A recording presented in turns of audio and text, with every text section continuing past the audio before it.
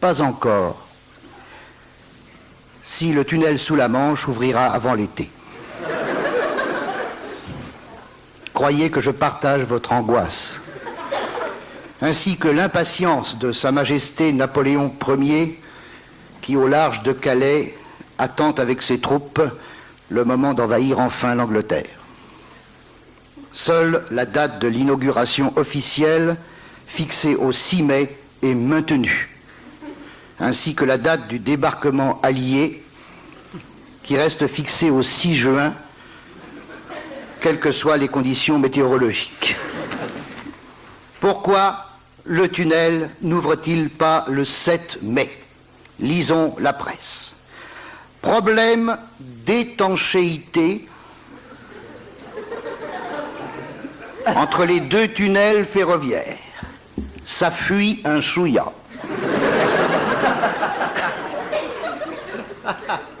Ils avaient qu'à pas le creuser sous la flotte, hein. Comment y remédier?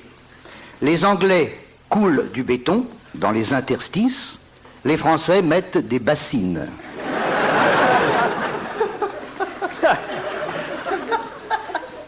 Et malgré ça, François Mitterrand et Hologoboff II vont se rencontrer le 6 mai.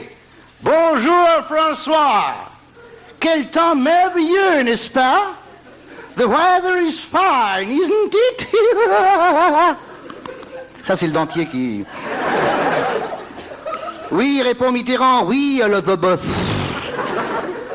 C'est sous le dentier aussi qui fait... C'est bizarre, il fait beau dehors, il pleut à l'intérieur. Quel courage tout de même que d'aller tous les deux sous un tunnel où stridulent les chauves-souris. Car la chauve-souris stridule et froufroute comme Michel Rocard. Vous voyez l'image. François et Hologoboff. Tous les deux sous le tunnel.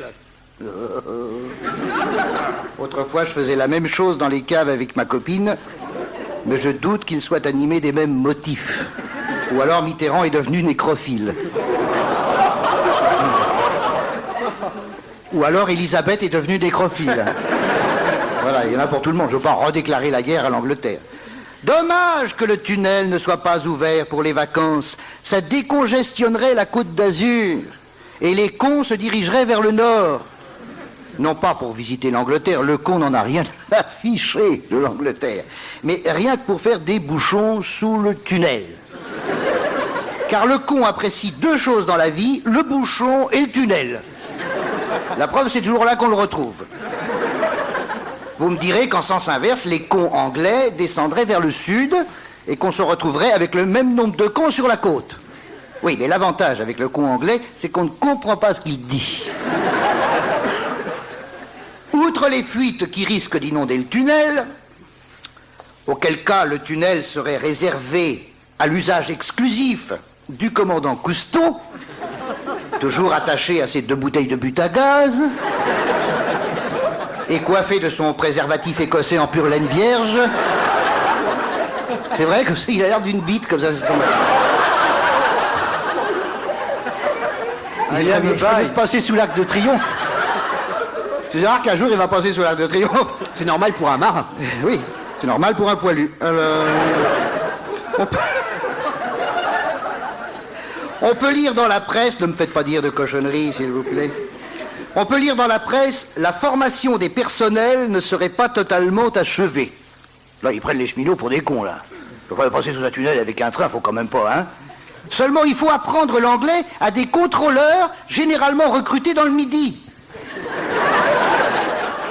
Vous savez, ces braves contrôleurs toulousains qui plaisantent avec vous dans le train. Vous n'avez pas de billet, con, c'est pas grave, con.